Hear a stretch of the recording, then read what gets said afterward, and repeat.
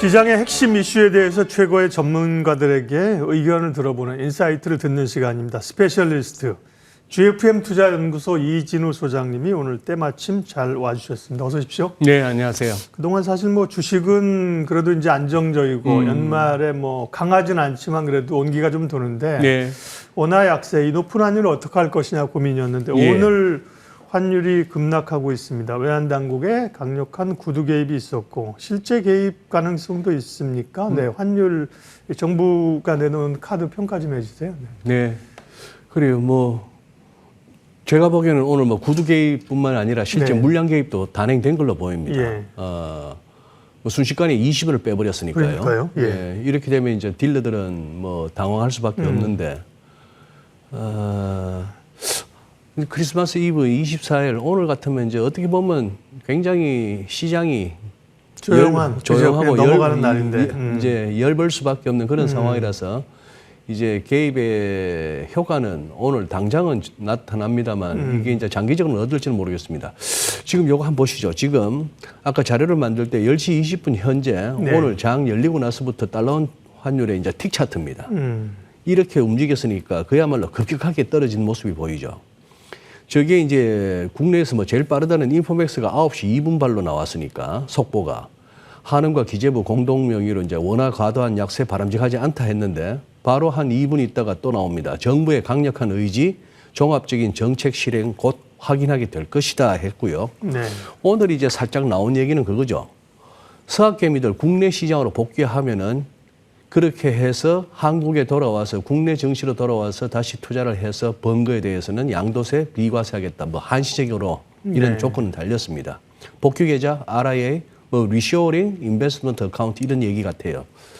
자, 지금 이제 종합적 정책 실행 가운데 오늘 이제 살짝 이제 한번 모습을 드러내고 요런 쪽일 거야 한 게 이제 요거죠. 뭐 그런 상황인데 우선 뭐 저는 개인적으로 개입 타이밍에 대해서는 이해는 갑니다. 개입 타이밍에 대해서는 이해가 가는 게 두 번째 차트 한번 보시죠. 저기서 아래쪽에서 이제 우하향하는 저 일종의 저항선 역할을 했던 거. 첫 번째 게 IMF 때 고점 2,000원 하고 금융위기 때 고점 1,597원을 끄었던 저선이 이제 돌파되고 나서 잠시 혼선을 겪었으나 돌파되고 나니까 그 다음에 쭉 왔다가 또 이제 두 번째 저항 뚫리고 나서 이 상황인데 자, 이번에는 지금 어떻게 제가 점선도 아닌 실선으로 꺼놨습니다. 예. 저 거의 뭐 1,480원에다가 방어선을 갖다 구축했는데 속도 조절이 아니고 늘 하다 보면은 이게 결국은 레벨 방어가 되더라고요. 1,480원에서 저렇게 해서 이제 저거 열리면은 지금 느낌상 어떻습니까? 또 한 단계 뭐 새로운 레벨에서 환율이 될 거다 하니까 이 정도에서는 맞고 싶다 하는 당국의 의지와 요 레벨상 타이밍은 이해가 갑니다. 이해가 가는데 결국은 이거 아닐까요? 지금 이제 우선 오늘 이렇게 해서 일간 차트 한번 넘겨봐 주시죠. 그동안에 계속 뭐 1,470원, 80원 요 안에서 놀던 놈을 훅 밀어가지고 우선 기술적으로 볼 것 같으면 그러면 한번 여기서 롱은 달러 매수 쪽보다는 매도 쪽으로 해봐야겠네. 내지는 여기서 한번 꺾이나 싶은 생각도 들만한 그런 차트는 만들었습니다. 만들었는데 뭐 결국은 이제 1,450원까지도 밀어내고 해바뀌고 나서는 1,430원까지도 밀어낼 수 있는 정책 효과가 있느냐 하는 부분인데 글쎄요. 지금 아까 그런 거 미국 가서 그거 하다가 온 거에 대해서는 양도세를 한시적으로 그것도 빨리 오면은 과세 비중이 크고 천천히 뭐 몇 개월 있다 들어오면은 과세 비중도 적고 빨리 들어오라 이건데 이런 상황에 대해서 우리 투자자분들이 어떤 식으로 계산기를 두드릴지 궁금합니다. 예. 네. 뭐 규모로 봐서는 만만치 않죠. 뭐 1,000억 달러가 넘는 규모인데 그 중에서 얼마가 이 정책에 그거 해서 들어오겠느냐 하는 겁니다. 그래서 어떻게 보면 당국 입장에서도 큰 배팅하는 거 아닌가요? 이렇게 해서 내년에 아닌 게 아니라 미국 장은 뭐 조정 국면에 접어들든지 아니면은 우리보다 상대적으로 상승폭이 지지부진한 가운데에 우리 코스피가 내년에도 뭐 금년 못지않은 또 이렇게 강세장을 보이고 그렇게 해서 이래저래 또 환율도 떨어지고 한다면은 그야말로 이번 당국의 이 유도에 따라서 미국 주식하던 거 접고 한국으로 들어온 분들은 땡큐가 되겠습니다만 그 반대의 경우도 혹시가 된다면은 꽤나 또 원망을 듣겠죠. 뭐 그런 상황이라서 이래저래 이제 투자자분들의 판단이 이제 궁금합니다만 또 하나 그거죠. 그러면 국내에서만 투자하던 사람들은 양도세 계속 내야 되나 하는 또 이런 뭐 형평성 예전에 뭐 이런 부분에서는 또 뭐 논란은 생기겠습니다만 어지간히 지금 급하긴 합니다. 정부가 그죠? 급하긴 급하네요. 예, 예. 네. 자, 또 방치할 수도 없긴 한 거죠. 예. 또 이제 말씀하신 것처럼 그렇다고 개인 투자자들에게 해외 투자하지 말라고는 못하는 거고 그죠? 예. 지금 그런 시대가 아닌데 뭔가 네. 좀 인센티브를 주면서 그 부분도 잡겠다. 실제로는 뭐 달러가 들어올 일보다 나갈 일이 많고 그죠? 네. 그다음에 기업들 같은 경우는 쥐고 뭐 안 내놓으려고 하는 거니까 그죠? 예. 오늘의 이제 원화의 강세 환율 급락이 굉장히 주목됩니다. 다음 주가 이제 연속성이 있느냐를 봐야 되고요. 그렇죠. 네. BOJ 얘기도 하겠습니다. 일본 BOJ가 0.75로 금리를 올렸지 않습니까? 네네. 그리고 이제 점진적으로 올리겠다. 근데 금리 인상에 따른 시장 충격은 크지 않고 스무스하게 넘어가는 것 같은데 뭐 이 집안도 환율 때문에 그죠? 금리를 올렸으면 엔화가 강세로 가야 되는데 엔화가 오히려 약세로 간다고요? 뭐 네, 왜 그러네요. 그렇습니까? 예. 네. 예. 일본 얘기하기 전에 저도 보니까 이거 준비했던 차트라서 네, 아까 그 좋습니다. 말씀에 이제 코스피 한번 보시죠. 네네. 코스피는 뭐 한 10시 32분 현재 네, 차트인데 코스피 차트, 예. 코스피 틱 차트 보시면은 이렇게 조금 밀리던 이게 아까 이제 당국의 구두 개입 나오니까 조금 이렇게 밀리던 게 멈추다고 이제 좀 올라가는 모습이 왼쪽에 보이지 않습니까? 예.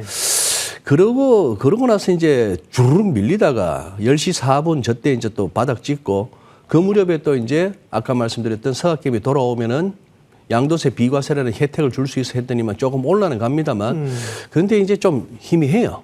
그래서 그렇게 된다면은 외국인이 예를 들어서 뭐 좀 매도를 멈추고 매수를 해준다든지 하는데 아마 증시도 외환시장도 요거 조금 이렇게 서로 눈치 보면서 이번 정책 효과가 어느 정도인지를 이제 봐야 될 것 같습니다. 그 다음에 이제 일본 BOJ로 넘어갈 것 같으면 자, 이제 이만큼 이제 서로 좁혀지네요. 제일 위에 연준은 뭐 2번이 남았을지 3번이 남았을지 모르겠습니다만 내려오고 있고 일본은 지금 이제 아직도 한두 번은 더 있을 것 같은데 올라오고 해서 우리 뭐 한국은행 기준금리 근방에서 만날라나요? 뭐 그런 상황이 됐는데 어쨌거나 우리 BOK는 오도 가도 못 하는데 예 박사님 말씀하신 그거 있잖아요. 금요일 날 BOJ가 막상 금리를 올렸는데도 불구하고 그날 달러엔이 155엔대에 있던 놈이 157엔까지 휙 올라가면서 엔이 약세였지 않습니까? 예. 그래서 이거 뭐지 했는데 그래서 당일보다는 며칠 더 보자 했는데 그 이후에 일본 재무상도 그렇고 그다음에 외환 당국의 최고 고위자급에서도 자꾸 이제 구두 개입이 나오면서 엔화 약세 뭐 과도한 투기적 움직임 방치하지 않겠다 이런 식으로 해서 다시 또 이제 슬금슬금 내려오고 있습니다. 내려오고 있는데 항상 더 일본 사람들 말은 그 혼내하고 다테마에를 갖다가 살펴야 되잖아요. 엔화 약세를 진짜 원치 않는 건지 뭐 그런데 그들의 본 마음 혼내는 어떤지는 또 모르겠습니다만 지금 여기는 문제는 이겁니다. BOJ가 그다음 슬라이드 한번 봐주시죠. BOJ 이 빨간색의 정책 금리는 어디까지 올리며 그다음에 저 하늘색으로 나타나 있는 10년물 JGB인데요. 10년물 국채 수익률인데 저건 또 어디까지 오를 것인가. 이게 이제 또 관건이죠. 장기 금리 저렇게 계속 올라가는 거는 30년물은 더 심하게 올라가고 있죠. 더 심하게 올라가고 있는데 요것도 이제 고민입니다. 그다음 슬라이드 보시죠. 이 하늘색 막대 그래프는 일본은행이 발행하는 보는 통화입니다. 즉 처음에 찍어내는 돈 그건데 저게 이제 뭐 돌고 뭐 대출을 낳고 하다 보면 이제 M2 같은 게 되는 거죠. 이제 보는 통화가 진짜 2012년, 13년부터 많이 급격하게 늘었네요. 는 거. 그 아베노믹스 때. 아베노믹스 맞습니다. 때군요. 예. 그렇게 하고 나서 최근 끝부분 보시면 조금 줄어드는 모습은 보입니다만 지금 다카이치 총리가 지금 취임하고 나서는 아베보다 더 세게 해볼래 이간이에요. 그때와는 지금 인플레이션 환경도 다르고 주변 국가의 금리 환경도 다른 상황에서 우리는 어제가 돈 더 풀려 하는데 BOJ는 브레이크를 밟겠다는 거고 돈 푸는 거에 있었어. 그다음에 정부는 악셀을 밟겠다고 하니까 차가 어떻게 설려는지 아니면 뒤집어지려는지 모르겠습니다. 그런 상황에 이 기사 한번 보시죠.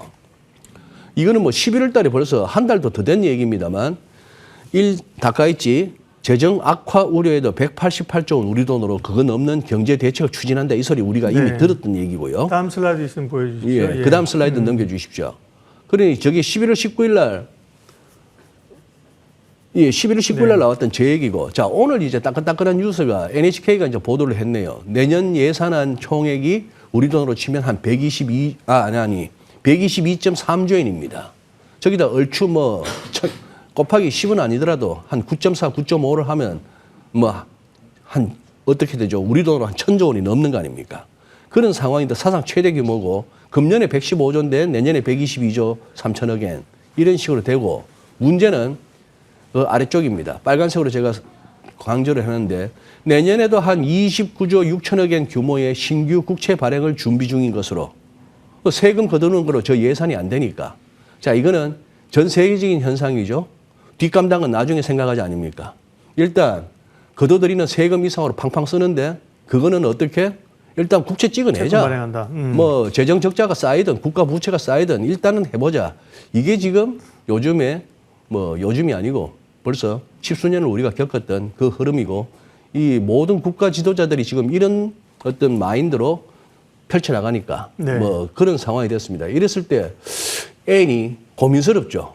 일본 정부 하겠다는 거 볼 것 같으면 N이 강해질 이유가 없어 보이는 것 같고 BOJ는 또 그렇게 뭐 금리를 아직은 좀 더 올려야 될 것 같다. 이런 식으로 해서 오도 가도 못하는 그런 상황이 됐습니다만 요거 아마 휴가 마치고 새해 시작하면은 다들 모여서 골머리 싸우면서 어떻게 할까?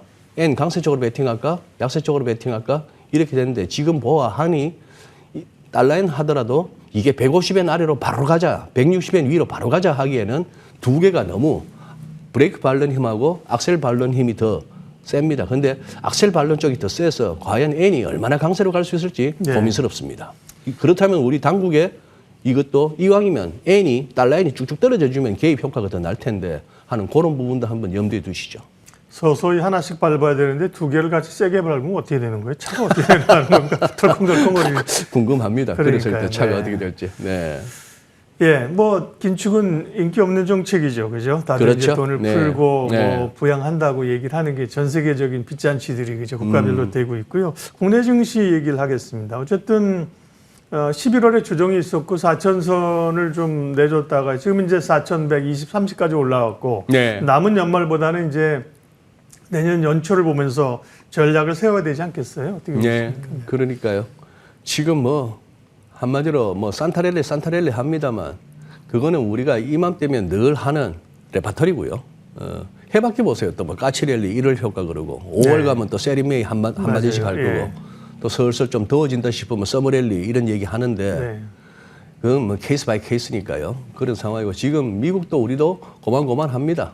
그리고 누가 물어봐도 또 뭐 들고 있니 했을 때 그냥 창피하지 않은 거. 누가 뭐 더 추가 질문도 안 할 만한 거 사는 게 제일 편하죠. 그게 어제 나타난 흐름입니다. 네, 네. 잠시 가치주 내지는 뭐 경기 민감주로 가볼까 하다가 에이 뭐 그런 거 뭐 필요 있어. 그냥 엔비디아 사고 삼성전자 하이닉스 하고 삼성전자 네. 하이닉스 사고 이런 분위기가 돼버렸는데 이런저런 뭐 우주 항공인이 뭐니는 테마에 그치는 것 같고 글쎄요. 바이오가 어떤 역할을 해줄지가 궁금합니다. 노보노디스크가 그렇게 꼬로박다가 이제 또 경구용으로 뭘 또 한번 해보려고 먹는 하는데 기반약? 네. 오라클이 또 내년에 망할성을 얼마나 부릴지는 모르겠고 한데 삼성전자 하이닉스는 좋은 줄은 알겠습니다. 그래서 뭐 크게 지수가 많이 빠지게 하겠는가 싶은데 아마 이게 지수가 아닌 종목으로 하시는 분들은 뭐 금년에 지수 상승폭 대비 수익률이 조금 못 미쳐서 속상하셨던 분들은 내년에도 계속해서 그런 어떤 고민은 되지 않을까 싶습니다. 네. 발 빼기는 싫은데 막 공격적으로 여기다가 더 태우기는 그거 하네요. 올해 코스피 상승률이 지금 실시간으로 보고 있는 게 71%예요. 그죠? 코스피가 지수가 71% 지수가 71% 올랐는데 입니다. 내년에 72% 올라주기를 기대하는 거는 쉽지는 않잖아요. 그렇습니다. 그죠? 네. 예. 상승의 속도 자체는 좀 줄어들 수 있다는 거. 그리 보면 올해도 이렇게 오를 줄 알았어요. 그죠? 누가 알았겠습니까? 네. 예. 많은 베팅을 했을 텐데 그렇게 참 예측이 어려운 것 같습니다. 네. 마지막으로 정리만 하면 내년에도 계속 AI 버블론 또 뭐 나올 거 아니에요? 네. 네. 그 AI는 버블입니까 아닙니까? 뭐 버블에 대한 우려는 크겠지만 네. 트럼프 대통령의 어떤 권력 차원에서의 어떤 장악력 차원에서의 힘이 확실하게 빠진다 하는 게 보이기 전까지는 네. 그래도 AI 버블론이 계속 갑론을박을 이루는 가운데에서도 그쪽이 뭐 시장을 주도하지 않을까 싶습니다. 제일 큰 이유는 생각해 보십시오. 취임 다음 날 그 세 사람 병풍 세워서 스타게이트 프로젝트 발표했는데 손정희 회장의 소프트뱅크 주가 금년에 꼬로박은 거, 오라클 그때 레벨까지도 더 추락했다가 이제 겨우 틱톡 재료 또 한번 재탕하면서 반등 시도하는 거 보면 있으면 여기서 더 무너지면은 트럼프 대통령의 체면이 말이 아닙니다. 그러니 뭐 더 여기서 당장 부러지게 하겠습니까? 약간 진짜 상처가 있다면 네. 더 골몰 때까지 있는 거고 그 상처에 대한 우려가 별 것이 아니었다면은 내년에는 그동안 이번에 끌어올렸던 이거를 갖다가 정당화할 수 있는 실적 확인하는 그 단계 아닐까 싶은데요. 내년에 미국은 네. 또 11월에 중간 선거가 있기 때문에 그러니까. 굉장히 중요한 이벤트이기 맞습니다. 때문에 뭐 예. 변동성이 또 있습니다. 예. 오늘은 뭐 환율 얘기가 가장 지금 실시간으로 중요한 얘기여서 환율 얘기 중심으로 체크했습니다. GFM 투자연구소 이진우 소장님 함께했습니다. 고맙습니다. 예, 감사합니다.